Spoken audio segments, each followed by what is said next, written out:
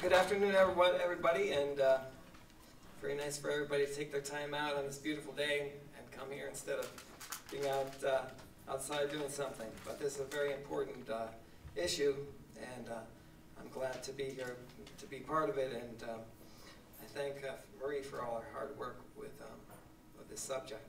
So I wanted to start out with just 3 questions.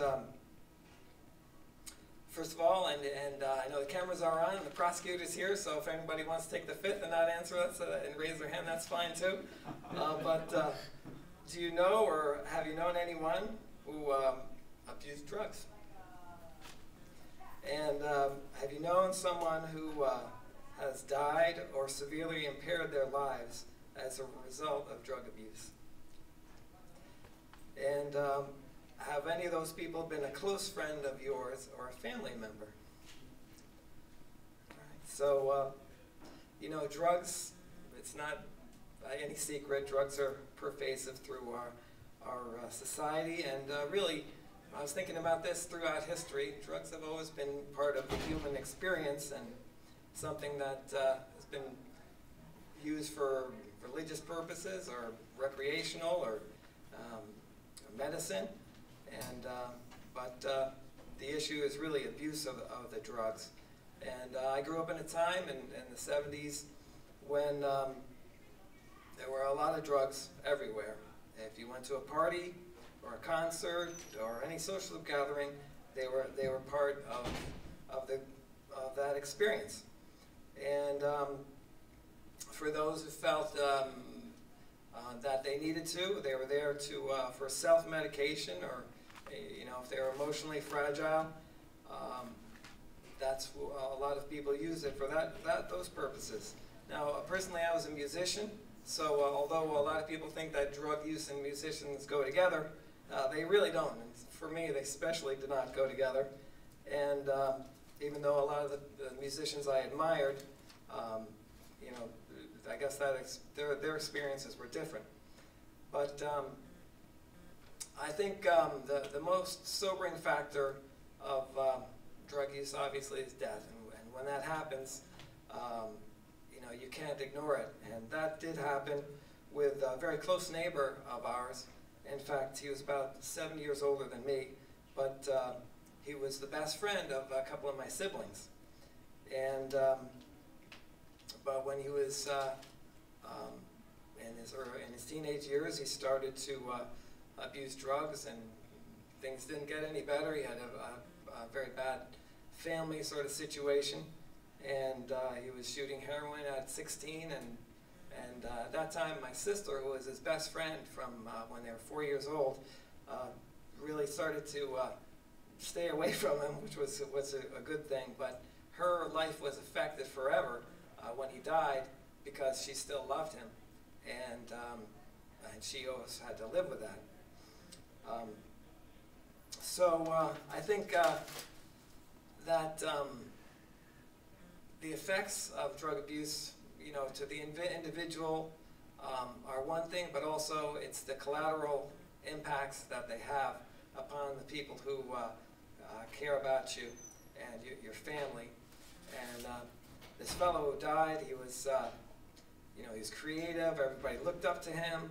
He was sort of a natural leader, and he destroyed his life. And that's something that I'll never forget from my life. And hopefully that is something that nobody else will have to deal with. But I'm sure that you do, because drugs are out there all the time. So as a musician, I sort of steered clear as best as I could from drugs, and I went into classical music and became a solo classical guitar player, and didn't have to deal with the bands where it seems as though band members thought it was a license to abuse drugs by being in the band with you, which didn't help the music at all. But after doing that for a while, I went into, I got interested in environmental law and became an attorney.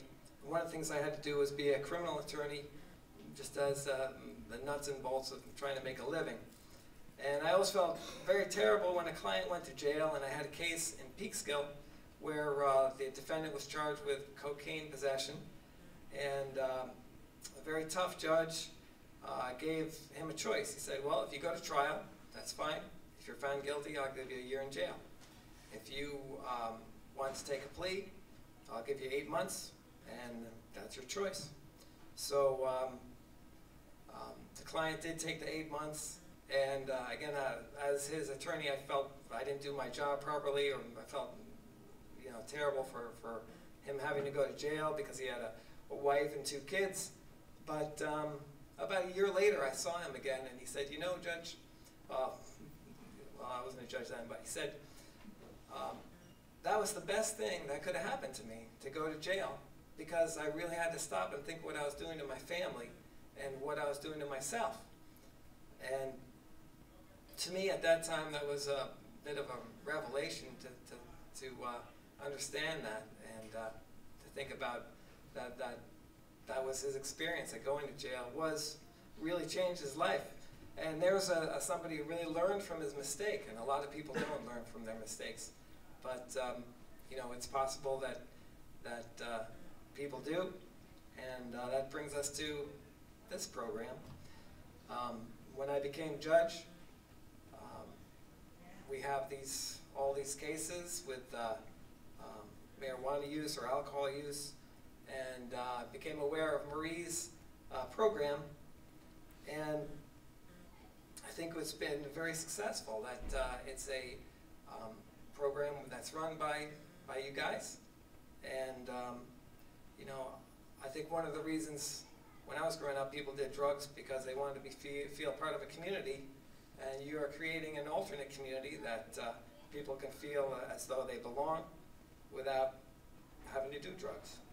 So it's a non-judgmental atmosphere, and people can get together and talk with each other about issues, and I think that's very important, and I'm really glad of the program and hope it continues. So that's a bit of my story, and keep up the good work. And I'd like to introduce our next speaker, which is County Executive Michael Hine.